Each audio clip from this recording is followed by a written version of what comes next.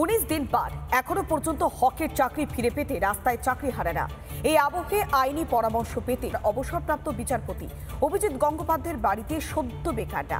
রাজ্য সরকার চাইলেই যোগ্য অযোগ্যদের তালিকা প্রকাশ করতে পারত। রাজ্যের সদিচ্ছা নিয়ে প্রশ্ন তুলে মন্তব্য করেছেন অভিজিৎ গঙ্গোপাধ্যায়।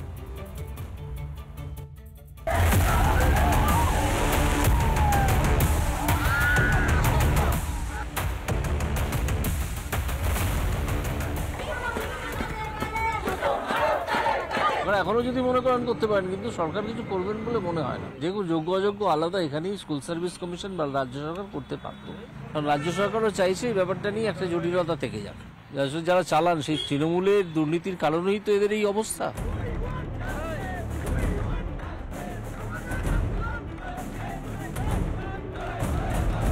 কখনো চড়া রোদ তো কখনো বৃষ্টি, টানা একভাবে রাস্তায় চলছে চাকরি ফিরে পেতে নাছোড় লড়াই।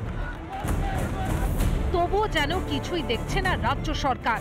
হকের চাকরি ফিরে পেতে রবিবার প্রাক্তন বিচারপতি অভিজিৎ গঙ্গোপাধ্যায়ের সঙ্গে দেখা করলেন চাকরিহারা যুবক যুবতীরা।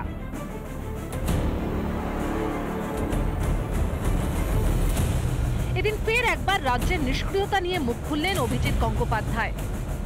রাজ্য সরকারও চাইছে এই ব্যাপারটা নিয়ে একটা জটিলতা থেকে যাক। কারণ রাজ্য সরকারের যারা চালান সেই তৃণমূলের দুর্নীতির কারণেই তো এদের এই অবস্থা আজকে। হ্যাঁ, তো সেই জন্য রাজ্য সরকার চাইছে যে আমাদের দুর্নীতি ধরা পড়ে গেছে, আমি যতটা সম্ভব এদেরকে বিপদে ফেলে রাখবো। মমতা বন্দ্যোপাধ্যায়কেও এদিন চড়া সুরে বিঁধেছেন তিনি।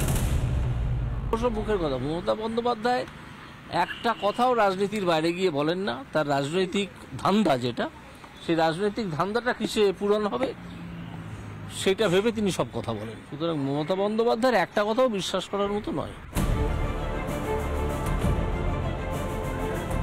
হকের চাকরি ফেরতের দাবিতে লড়াই চলবে, ফের অবস্থান স্পষ্ট করে দিলেন চাকরিহারা আন্দোলনকারীরা।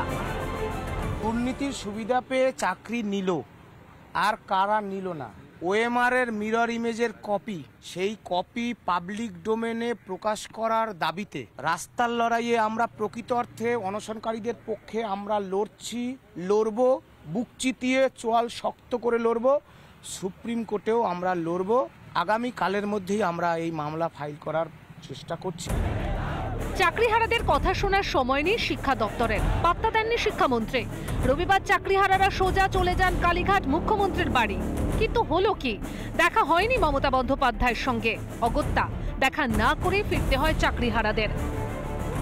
শিক্ষকের হাতে চক না থাকলে ভবিষ্যতের কাহিনী লিখবে কে? আর যদি সেই শিক্ষকই পথে বসেন তবে ভবিষ্যৎ গড়বে কে? রিপাবলিক বাংলা। নানা ধরনের কন্টেন্ট দেখার জন্য লাইক করুন, শেয়ার করুন আমাদের ফেসবুক পেজ, সাবস্ক্রাইব করুন আমাদের ইউটিউব চ্যানেল। পাশাপাশি অন্যান্য ব্রেকিং নিউজের জন্য অবশ্যই চোখ রাখুন রিপাবলিক বাংলায়।